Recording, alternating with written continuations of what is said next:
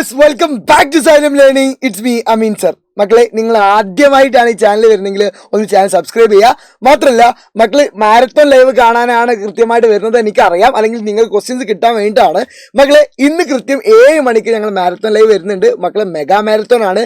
അവസാനമായിട്ട് ഏറ്റവും important question ചർച്ച ചെയ്യാനാണ് കൃത്യം 7 മണിക്ക് വരുന്നത്. നമുക്ക് അടിപൊളിയാക്കാം.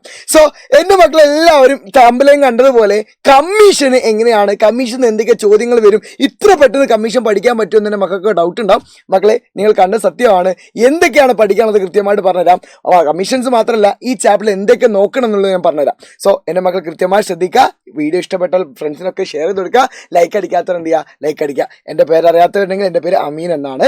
സോ നമുക്കറിയാം, 7ാമത്തെ ചാപ്റ്റർ വരെയാണ് നമുക്ക് എക്സാം ചോദിക്കാൻ വേണ്ടി പോകുന്നത്. അഥവാ extension of democracy through the institution, ജനാധിപത്യത്തിന്റെ വ്യാപനം സ്ഥാപനങ്ങളുടെ എന്നിവരെയാണ് നമുക്ക് എക്സാമിന് ചോദിക്കാറുള്ളത്. മക്കളെ, എക്സാമിന് ഏറ്റവും കൂടുതൽ ചോദിക്കാൻ ചാൻസ് ഉള്ളത് ഈ 4 പോയിന്റുകളാണ് എൻ്റെ മക്കൾ മനസ്സിലാക്കിയേക്കുക. അത് ഞാൻ ഇപ്പോഴേ പറഞ്ഞുതരാം. ഇലക്ഷൻ കമ്മീഷന്റെ ഫംഗ്ഷൻസ് എന്തായാലും നമുക്ക് ചോദിക്കും. അപ്പൊ നോക്കിക്കോളി, ഈ ചാപ്റ്ററിൽ എന്താ പഠിക്കുന്നത്? എക്സ്റ്റൻഷൻ ഓഫ് ഡെമോക്രസി അഥവാ ജനാധിപത്യത്തിന്റെ വ്യാപനം എന്ത് ചെയ്യുന്നു ത്രൂ ദ ഇൻസ്റ്റിറ്റ്യൂഷൻ, സ്ഥാപനങ്ങളുടെ ഒരുപാട് സ്ഥാപനങ്ങളുണ്ട്. ആ സ്ഥാപനങ്ങൾ ഏതൊക്കെയാണെന്ന് പഠിച്ചു വെക്കണം. ആ സ്ഥാപനങ്ങളെ നമ്മൾ 2 ആക്കി മാറ്റിയിട്ട്, ഒന്ന് ഭരണഘടന ഉണ്ടായപ്പോൾ ഉണ്ടായതാണ് കോൺസ്റ്റിറ്റ്യൂഷണൽ ബോഡീസ്, ഭരണഘടന ഉണ്ടായതിനു ശേഷം നിയമത്തിലൂടെ ലോയിലൂടെ വന്നതാണ് എക്സ്ട്രാ കോൺസ്റ്റിറ്റ്യൂഷണൽ ബോഡീസ്. അത് ഏതൊക്കെയാണെന്ന് നോക്കണം. പിന്നെയാണ് എന്ത് ഫംഗ്ഷൻസ്. ഇനി എൻ്റെ മക്കൾക്ക് ഞാൻ സിമ്പിൾ ആയിട്ടൊരു കാര്യം പറഞ്ഞുതരാം. ഫംഗ്ഷൻസ് പ്രധാനമായിട്ടും 6 എണ്ണം ഉണ്ട്. ആ 6 എണ്ണത്തിൽ മക്കൾ ഏറ്റവും ഇമ്പോർട്ടൻ്റ് ആയി പഠിക്കേണ്ടത് 3 എണ്ണമാണ്. എൻ്റെ മക്കൾ എന്ത് ചെയ്യുക, വീഡിയോ മൊത്തമായിട്ട് കണ്ടാൽ എന്തെങ്കിലും സെറ്റ് ആവും. നോക്കിയാലോ നമുക്ക് ഒരു കാര്യം, ആ 3 എണ്ണം ഇന്നത്തെ ലൈവിൽ നമ്മൾ കൃത്യമായിട്ട് പറയുകയും ചെയ്യും. എല്ലാവരും ലൈവ്. പക്ഷെ ഇപ്പൊ നമ്മൾ 6 പഠിപ്പിച്ചു കൊടുക്കും.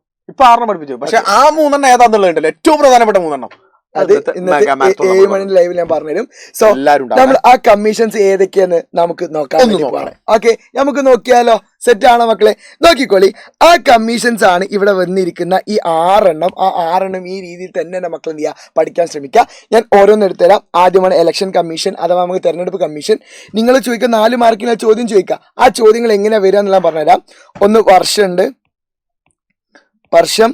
ടേംസ് ഓഫ് മെമ്പേഴ്സ് എന്ന അംഗങ്ങളുടെ കാലാവധി, അംഗങ്ങളുടെ കാലാവധി. അടുത്തതാണ് അംഗങ്ങൾ. ഞാൻ മലയാളം കൂടി എഴുതിയ കേട്ടോ. നിയമിക്കുന്നത്. അടുത്താണ് ആസ്ഥാനം. മക്കളെ, ഇതാണ് പഠിച്ചാളി. നിങ്ങൾക്ക് ഇനി ചോദിക്കുക 4 മാർക്കിനേക്കും. അപ്പം ഇങ്ങനത്തെ 1, 2, 3, 4, 5, 6, 7 4 മാർക്കിന് നിങ്ങൾക്ക് 7 പോയിന്റ് ഇതിൽ നിന്ന് കിട്ടും. അപ്പം ഇലക്ഷൻ കമ്മീഷന് എന്നാൽ രൂപീകരിച്ചത് 6 വർഷവും 65 വയസ്സ് വരെ എന്ത് ചെയ്യാം, നിങ്ങൾക്ക് നിൽക്കാൻ പറ്റും. ഒന്നെങ്കിൽ 6 വർഷം അല്ല 65 വയസ്സ് വരെ. അല്ലെങ്കിൽ എന്നാൽ ചീഫ് ഇലക്ഷൻ കമ്മീഷനാണ് ഇതിൻ്റെ അംഗങ്ങൾ. അടുത്തതാണ് എന്ത്, ഒരു കമ്മീഷൻ, 2 കമ്മീഷണർമാർ ഉണ്ടാവും. നിയമിക്കുന്ന പ്രസിഡന്റാണ്. ആസ്ഥാനം ന്യൂഡൽഹിയാണ്. അടുത്തതാണ് നാഷണൽ ഹ്യൂമൻ റൈറ്റ് മനുഷ്യാവകാശ കമ്മീഷൻ. ഏതാ വർഷം നമ്മൾ കൊടുത്തിട്ടുണ്ട്? ഒക്ടോബർ 12, 1953 ആണ്. 3 വർഷം അല്ലെങ്കിൽ 70 ആണ്. 70 വയസ്സ് വരെയാണ്. മനസ്സിലാക്കിയേക്കുക. 6 members ഇൻക്ലൂഡിങ് എ ചെയർപേഴ്സൺ ഉണ്ടാവും. മനസ്സിലാക്കിയേക്കുക. നിയമിക്കുന്നത് ഓൾസോ പ്രസിഡന്റ് ആണ്. ആസ്ഥാനം എവിടെയാണ്? ന്യൂഡൽഹിയാണ്. പക്ഷെ അടുത്തൊരു വ്യത്യാസം ഉണ്ട് കേട്ടോ. നാഷണൽ കമ്മീഷന് 31 ജാനുവരി 1922 ആണ്. ജാനുവരി 1922 എന്ത് ചെയ്ത് ഇത് വന്നത്. 3 years ആണ് കാലാവധി. ചെയർപേഴ്സണും 5 അംഗങ്ങളും ഒരു മെമ്പർ സെക്രട്ടറി ഉണ്ടാവും. പക്ഷെ നിയമിക്കുന്നത് ഇവരിൽ ആരാണ് മക്കളെ? ഗവൺമെന്റ് ഓഫ് ഇന്ത്യ ആണ്. മനസ്സിലാക്കിയേക്കുക. ന്യൂഡൽഹിയിലാണ് ആസ്ഥാനം. മനസ്സിലാക്കിയേക്കുക. അതാണ് മക്കളെ ഏറ്റവും പ്രധാനപ്പെട്ട സ്ഥാനങ്ങൾ 3 എണ്ണം. അടുത്ത ഏറ്റവും പ്രധാനപ്പെട്ടതാണിത് national commission of minorities. 17 May 1993 അവിടെയും 3 വർഷമാണ്. എ ചെയർപേഴ്സൺ, വൈസ് ചെയർപേഴ്സണും 5 members ഉണ്ട്. പ്രസിഡന്റ് ആണ് എന്ത് ചെയ്യുക, നിയമിക്കുക. അതേപോലെ ന്യൂഡൽഹിയിലാണ് എന്ത് ചെയ്യുക, മനസ്സിലാക്കിയേക്കുക, ആസ്ഥാനം വരുന്നത്. അടുത്താണ് ഷെഡ്യൂൾഡ് കാസ്റ്റ്. 2004 മനസ്സിലാക്കിയേക്കണം. എത്ര കാലാവധി? 3 വർഷമാണ്. ഇത് കണ്ടോ, ഇത് ടോട്ടൽ 3 വർഷമാണ് കാലാവധി. ഇങ്ങോട്ടേക്ക് വരുമ്പോൾ ഇതിൽ മാത്രം 5 members ആണ്. ബാക്കി നോക്കി, a chairperson, a vice chairperson, 3 members. Chairperson, vice chairperson, 3 members. എല്ലാവരും നിയമിക്കുക. പ്രസിഡന്റ് ആണ്. ന്യൂഡൽഹി ആണെന്ന് മനസ്സിലാക്കിയേക്കുക. സോ മക്കളെ, കമ്മീഷൻ പഠിക്കുമ്പോൾ എല്ലാ കമ്മീഷനും 10-15 പേജ് ഉണ്ടാവും. അത് മക്കൾ പഠിക്കേണ്ട ആവശ്യമില്ല എന്നല്ല, അത് പഠിക്കുക. അത് മനസ്സിലാക്കുന്ന ഏറ്റവും ഇമ്പോർട്ടൻ്റ് ആയിട്ട് തന്നെ മക്കൾ എന്ത് ചെയ്യുക, ഈ ഷോർട്ട് പഠിച്ചോ സെറ്റ് ആവും. ഇനി നോക്കട്ടെ, ഒരു കാര്യം കൂടി പറഞ്ഞുതരാം മക്കളെ. എന്ത് ചോദിച്ചാലും, കമ്മീഷൻ എന്ത് ചോദിച്ചാലും നിങ്ങൾക്ക് എന്തുണ്ടാവും, ഒരുപാട് എന്തുണ്ടാവും, ഫംഗ്ഷൻസ് ഇങ്ങനെ പറഞ്ഞിട്ടുണ്ടാവും. കണ്ടില്ലേ, കമ്മീഷൻ ചുമതലകൾ ഇങ്ങനെ ഉണ്ടാവും. വനിതാ കമ്മീഷൻ ഉണ്ടാവും, ഇലക്ഷൻ കമ്മീഷനൊക്കെ ഫംഗ്ഷൻസ് ഉണ്ടാവും. ഇത് കൃത്യമായിട്ട് പഠിച്ചേക്കുക.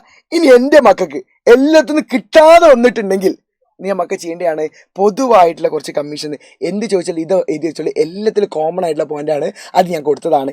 നിങ്ങൾക്ക് മാത്രമായിട്ട്, ഈ വീഡിയോ കാണുന്നവർക്ക് മാത്രമുള്ളതാണ്. അതുകൊണ്ട് പറഞ്ഞത് ഇപ്പം തന്നെ നിങ്ങൾ വീഡിയോ ഫ്രണ്ട്സിന് ഷെയർ ചെയ്ത് കൊടുക്കുക. അപ്പോൾ എല്ലാ കമ്മീഷൻ ചോദിക്കുകയാണെങ്കിൽ എൻ്റെ മക്കൾ എന്ത് ചെയ്യുക, identify the complaints and contact enquiries, അതേപോലെ തന്നെ submit report to government and challenge faced, നേരിടുന്ന വെല്ലുവിളിയെ കുറിച്ച് സർക്കാരിന് റിപ്പോർട്ട് സമർപ്പിക്കാം. മാത്രം examine the demand and giving suggestion to the government, ആവശ്യങ്ങൾ പരിശോധിച്ച് സർക്കാരിന് നിർദ്ദേശം നൽകുക. Coordinate the effort for welfare protection of growth, ക്ഷേമത്തിന് സംരക്ഷിക്കുന്നതിന് വേണ്ടിയിട്ട് ശ്രമങ്ങൾ ഏകോപിപ്പിക്കുക. ഏത് കമ്മീഷന് പൊതുവായിട്ടുള്ളതാണ്, ഇതെൻ്റെ മക്കൾ കൃത്യമായിട്ട് പഠിച്ചേക്കുക. ഇതും എൻ്റെ മക്കൾ എന്ത് ചെയ്യുക, എഴുതി വെക്കാൻ നോക്കുക. പിന്നെ ഇതും ഒക്കെ ഷോർട്ട് വേണം എൻ്റെ മക്കൾക്ക്. ആ ഷോർട്ട് വേണമെങ്കിൽ ഞാൻ പറഞ്ഞിട്ടുണ്ട്, ഇന്ന് കൃത്യം 7 മണിക്ക് എൻ്റെ മക്കൾ പോര്, നമുക്ക് അടിപൊളിയായിട്ട് മാറാം. സോ 5 മിനിറ്റ് കൊണ്ട് ഞാൻ എന്ത് ചെയ്തു, ഈ കമ്മീഷൻസ് മൊത്തം എൻ്റെ മക്കൾ പറഞ്ഞു തന്നിട്ടുണ്ട്. കൃത്യമായിട്ട് എൻ്റെ മക്കൾ പഠിച്ചു വെക്കുക. ബാക്കിയുള്ള ഷോർട്ടുകൾ അല്ലെ, ഇലക്ഷൻ കമ്മീഷനൊക്കെ ഇമ്പോർട്ടൻ്റ് അല്ലേ, അതൊക്കെ സ്റ്റോറി കൃത്യമായിട്ട് 7 മണിക്ക് വരുന്നുണ്ട്. സോ 7 മണിക്ക് എല്ലാ മക്കളും വാ, നമുക്ക് പൊളിച്ചടിക്ക് പഠിക്കാം. സോ മക്കളെ മറക്കണ്ട, വീഡിയോ ഫ്രണ്ട്സിനൊക്കെ ഷെയർ ചെയ്യുക. ഇഷ്ടപ്പെട്ട കമൻറ്റും ചെയ്യട്ടെ മക്കളെ. Tata bye.